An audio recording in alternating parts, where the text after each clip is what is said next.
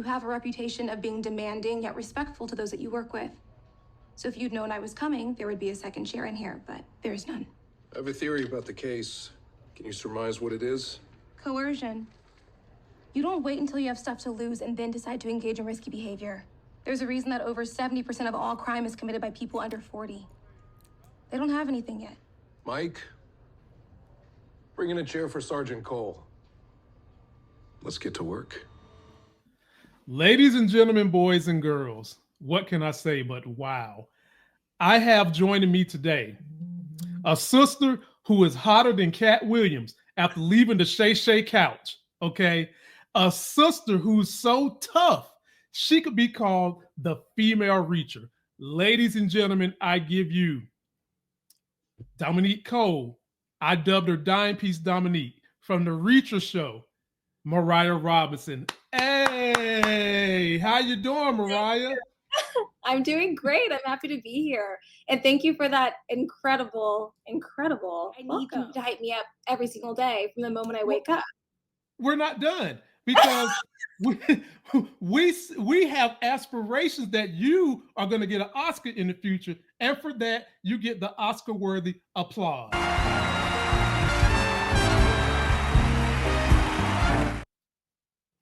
Thank you so much. Well, before we get going, Mariah, and let me thank you because your time is so very valuable. I also want to thank some very important people that made this happen. First and foremost, Maya Nolly. We go way back. We worked together. She's such a phenomenal talent. The most alluring eyes in Hollywood is Maya. And I would be remiss if I didn't give a shout out to Marissa, who helped organize this. She made sure that I was on time. She made sure that I was going to stick to my script. And she just seems to be phenomenal. You guys are in great company with Marissa. So thank you, Maya. Thank you, Marissa. Yes, thank you. Both incredible powerhouses, two women that I absolutely love and adore. So thank you to both of them. Yes, ma'am. Let's go with the beginning, Mariah. So I got introduced to you, thankfully, to Reacher, and we'll get to Reacher in a minute. But I think behind every great actor, there's a beginning. There's like an origin story. So for you, what sparked your interest in acting? Man, I feel like most kids, I have loved film and TV for as long as I can remember. The first movie I can vividly remember where I was like, I want to do that was the Cheetah Girls. I wanted to be Raven-Symoné. Absolutely. Wow. I still think in a past life I was a pop star.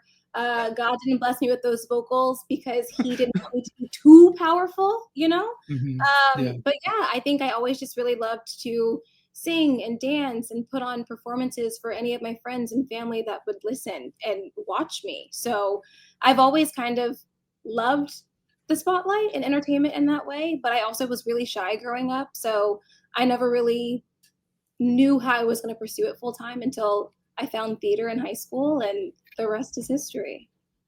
Really? So your humble beginning started with theater in high school. Wow. Yes. That's amazing.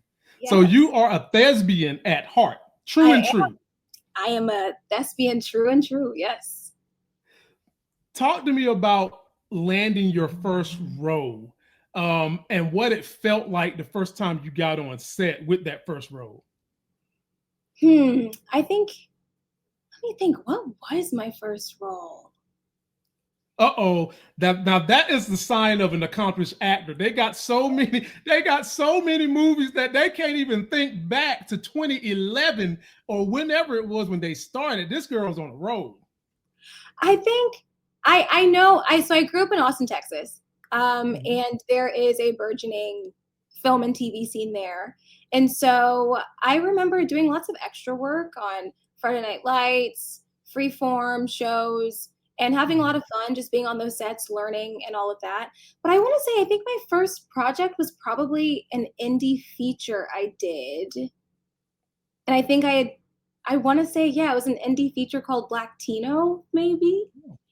And just being on that set, again, just getting to be around a bunch of local indie filmmakers, and just watching them roll up their sleeves, get dirty, make a movie that didn't have the largest budget, but something that they're really passionate about and something that they were excited about, was something that was really cool to me, and something that I also, again, knew I really wanted to pursue. So yeah, I think that was the beginning for sure. Wow. You said you played backup roles. I mean, think about what you just said with the kind of talent you have. Like think about it like this. Let me tell you, like Luther Vandross at one point in time was a backup, okay? And we know the powerhouse he became. Am I seeing the beginnings of that already right here? You was actually a backup with the type of acumen I've seen on Reacher. Yeah, right. Oh, absolutely. I mean, every actor has their start, and I think that I definitely have what you would call a stereotypical actor's journey. I have done extra work in Austin. I've done extra work out here in LA. Signing up to be an extra in Los Angeles is not for the weak of heart. Back in the day, you had to wait outside at 5 a.m. to stand in line just to get put on a list. So yeah, I've done background jobs. I've done co-stars. I've done guest stars. I was a recurring guest star on a sitcom. I've kind of done it all. I've done it all. You have. And being someone who likes to be prepared, I pulled up some of your filmography. Take a look at this. You was absolutely right. Blacktivity, Dropout, Our Dream Christmas, The Day Me and Your Daddy Met. Ladies and gentlemen, these are all things I highly encourage you to go back and take a look at so that you can see the makings of this star. And in some of her more recent work, we'll take a look at this. Of course, Reacher, Family Reunion, At Your Age, and Chicago Med. I have a clip of you, Miss Mariah. Okay. Would you like to take a look? Let's take a look. Let's take a look at this, ladies and gentlemen. It gives you some of the meat and taters of what this sister is all about. Promise me you won't say anything, Pinky swear like we used to. There's so much female empowerment, but Black female empowerment, which I think is incredible. And it's about, I don't know if I can cuss, damn time. She deserves some good. Mariah is so Team Jolivia. Talk to me about that experience where you played a role where you felt like you could let your hair down a little bit and look like you had a lot of fun. Oh, yeah. Act Your Age is a project that I will forever hold near and dear to my heart. It was a multicam sitcom that originally aired on Bounce TV, now streaming the first season on Netflix. And getting to work with the powerhouses that are Tisha Campbell, Yvette Nicole Brown, and Kim Whitley was like every single day I showed up to set. It was truly like taking a master class from comedic geniuses, watching them work, just getting to breathe their air was incredible. We filmed that in the fall/winter of 2022. And yeah, every day was so much fun. It was so much fun. And we did a lot. We did a lot on that show. We cranked out 16 episodes in 3 months, I think. It was really quick, but we all had a blast. We had so much fun, and I still am so close to all of them to this day. Like wonderful, wonderful, wonderful experience. Wow. It makes a difference when you can get to work with such pioneers and such wonderful sisters, such as Kim Whitley, such as Tisha Campbell, and kind of show you a way to do it so that you can avoid some of the mistakes that they might have made early on in their career. Absolutely. And I think that was the best part with working with them is they took me under their wing like that. Like we would have conversations where they would tell me, hey, where you are in your career right now, it's different than where we were then. And you have so much going for you. Make sure you just keep going. So having those women in my corner and constantly championing, me, it's wonderful. They're wonderful. I was at Yvette's wedding in December. Like they are the best. Well, we can certainly see that they had an influence on you just based on one performance. And we'll get to that in a minute, but you kind of hit on something I was going to talk about next. what it's like navigating the film industry and finding growth as an actress. I feel like you just told me some of the ways that you was able to keep going was because you had such good people around you. But I also want to know, and I think a lot of our fans would like to know who are trying to get into acting, what were some of your biggest challenges and how did you overcome them? Look, this industry is hard. Even with the wins that I've had in my career, it's still really hard. I think the number one thing I hope that everyone is lucky to have when they're pursuing something like this is it's so important to have a strong support system. Having family and friends that really support you and truly support you. I've had friends that have showed up for me to watch, YouTube videos that I've been in, to watch really, really, really low budget indie films from years and years and years ago, who just a few weeks ago sat with me as we watched Reacher. So having a support system is so important, but also just you really, really have to love this, because I've been told a million times from different people from all different walks of life, from different acting professors and, different classes and whatnot. If there's something else that you really love, do that, because you'll probably find success in that. If you find something else that you truly can find fulfillment in that's not just acting, do it. Now, granted, you can always fall back on acting if you want to, but I had a theater teacher in high school say to me once, sustain the pain to get to the magic. And that's something that has always been in the back of my head. So I've told myself, and I've tried other things, and I know that this is what I'm supposed to be doing. And so I remind myself all the time, just because it gets hard, it's not going to be like this forever. And one day when I'm finally over that hump, I'm going to look back on all of this and be like, wow, I did that. So just remembering, sustain the pain to get to the magic. And I truly believe in my heart that that magic is coming. If you don't mind, can I borrow that one? Absolutely. Look, I borrowed it. Please do. I mean, because what you said, you can apply that to so many areas of a person's life, from fitness to whatever their career is, to any pursuit that they might have. When it feels like you're not going to get there and it hurts so bad, sustain the pain, find the magic. That's amazing. Right. Outside of Reacher, what is a role that you felt helped you grow as an actress and that you really, really enjoy playing? So I think about this often. I loved Actor Age so much. I loved getting to play Olivia, but I think a role for me that was really vital in my career and in my trajectory was getting to play the character of Sophia in a Lifetime movie called Cheer Camp Killer. So that was my first time ever leading a feature. And not only was I leading this feature, I auditioned for The Best Friend and they decided to give me the lead instead. I also had to cheer and dance. And then we were shooting it in the middle of the pandemic. We filmed that in July of 2020. So we were one of the first productions to go back. So there's just so much happening in that. But I learned so much about myself in those 2 weeks that we filmed that movie, especially learning that not only do I have fun doing this and I can have fun doing this, I am so much more capable of things that I didn't even realize I was capable of. So again, that of auditioning for, a best friend, but getting offered the lead instead. Going into that, I was like, oh my gosh, what if they made a mistake? Are they sure they want me? Are we sure? But then walking away, 2 weeks later being like, nah, I did that. And I had fun doing that. And I can keep doing that. So yeah, I want to say after Cheer Camp Killer, the past 5 years have just been a whirlwind. And we've just been hitting the ground running and having fun with it. So.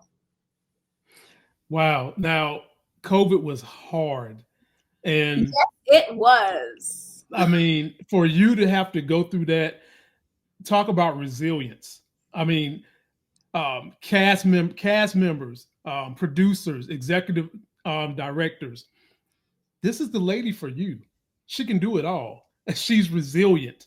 In the face of COVID and what that she had to deal with, she's still up here smiling and is nailing it in Hollywood, which brings me to this most recent episode of Reacher, in which you played Dominique Kohl. Of course, we've got a couple of fan questions for you, but of course, I had to put together a sizzle reel for you because my words alone can't say what you did on the screen as a female Reacher. Take a look at this. This is the moment, Roland. Everyone eventually has it. The moment in your life where you either do what's right or you fuck up so bad it's not only you who pays the price. You go away for treason. You get hanged for treason. Your wife, your child will be dealing with that long after you're gone. He took my daughter. Wow. Boy, let me tell you something.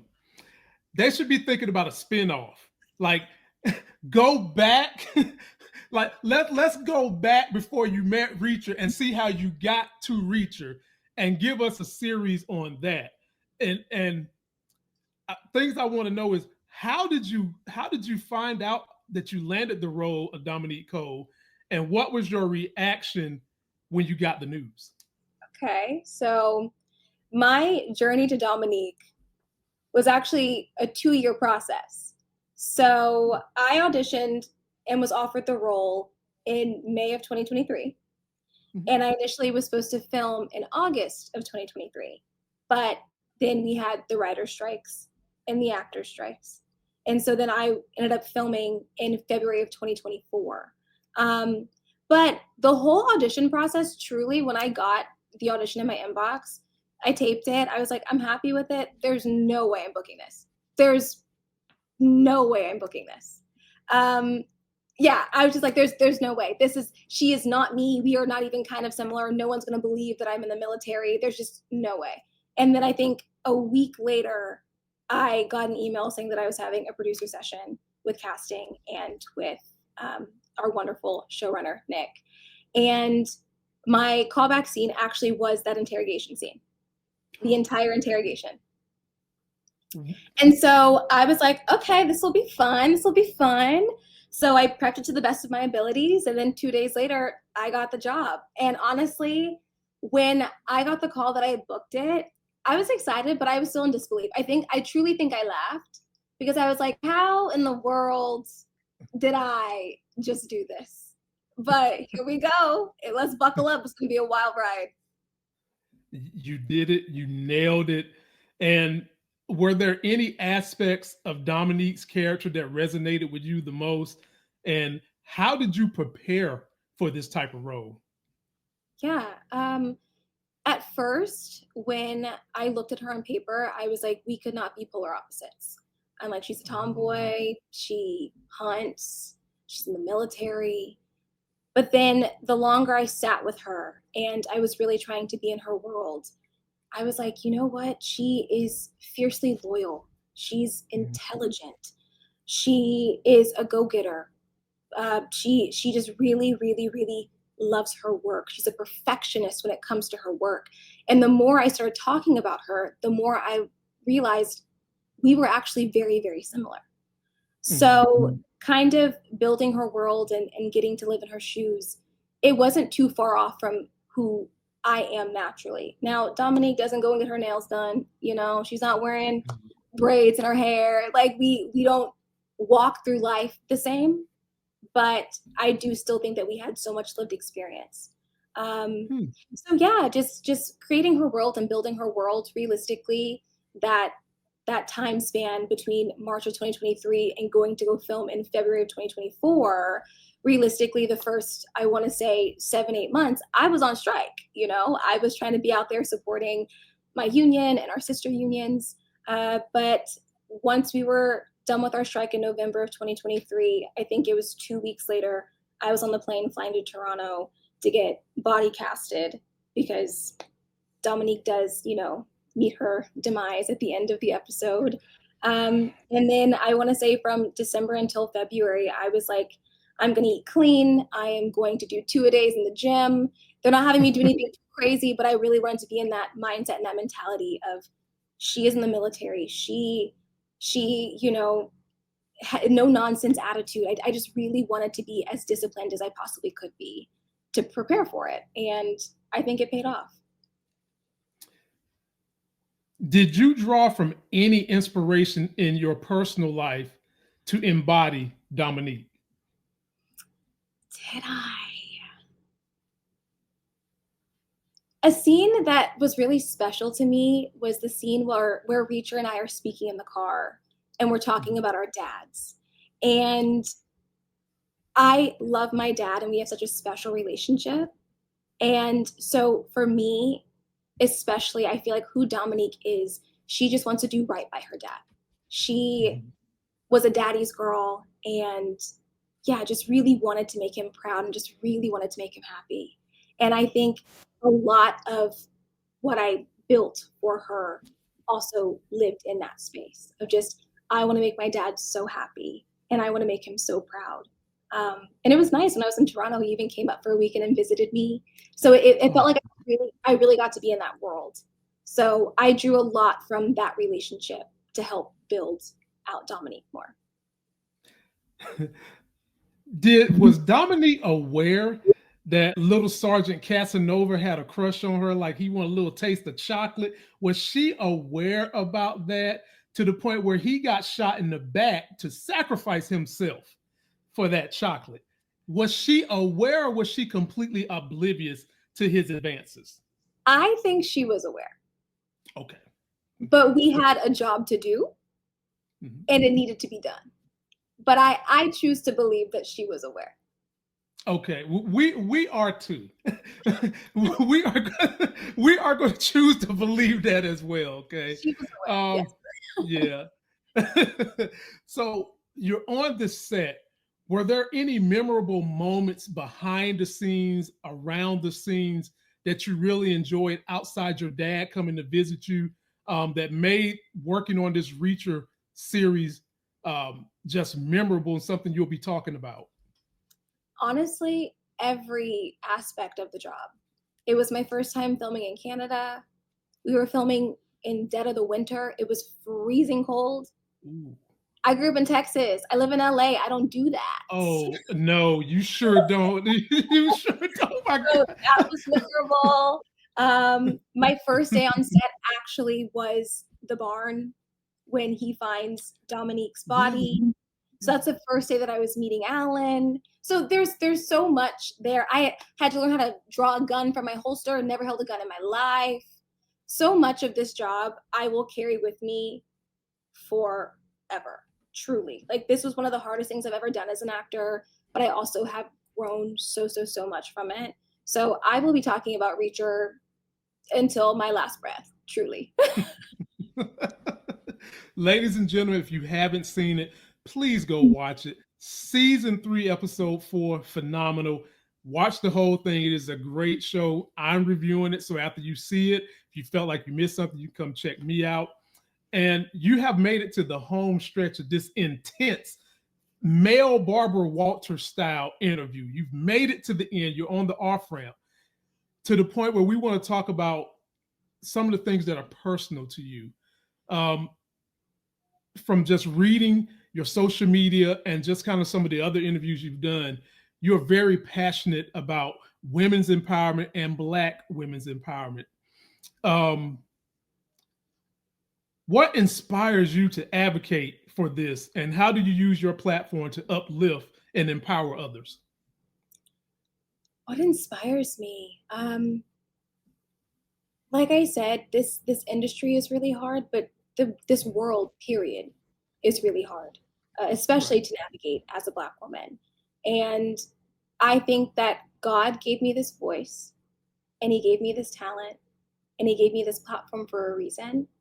And who am I to not use it to advocate for people that look like me? We have so many incredible stories that are yearning to be told, that are often overlooked. And so that's all I want in this industry, is to continue telling important stories and to keep uplifting Black and brown voices, marginalized communities. That's something that is so important to me. And so I just hope that I get to do that for many years to come. we're kind of living in an era where we're seeing the uplifting of marginalized communities roll back. Do you ever fear that being outspoken on these issues could hinder your career? How I feel about that, if I will lose opportunities for being outspoken, then those opportunities were not meant for me. Well said. Very well said. Looking ahead to the future of Mariah Robinson, what's next for you? What can the fans expect? Like, what's the next role? Can you tease something for the fans so that we can know what to be looking for? Yeah, I actually wrapped an indie feature not too long ago. So it's in post-production right now. Updates, people can follow me on Instagram at the Mariah Robinson for information on that. But besides that, you know, it's Hollywood, it's show business. So I'm auditioning, I'm hustling, I'm a working actor, and we're just taking it day by day. What is the lasting legacy you want to leave on Hollywood? I want to be remembered as someone that is really good at her work and her job, but more than anything, she is kind. I want my reputation to precede me. I want people to hear that I'm going to be on set and be excited about it. I want people to know that no matter what, if I'm on set, I'm always a safe space. And yeah, I think my kindness, that is the legacy that I want to leave behind. Wow. And Piece Dominique. Emmy too. I want to win an Emmy. And we see that coming. I jumped right to Oscars, but TV Emmys are great too. I could see that happening. And I called this actress Piece Dominique on her show on Reacher. Doesn't even scratch the surface of this shooting star going into Hollywood, ladies and gentlemen. This needs to be your next favorite actress. Mariah Robinson, thank you so much for coming to my electronic couch and speaking to me today. Give the fans an inspirational word before we get out of here so that they know when they see you, this is the girl that's about to grab that Emmy.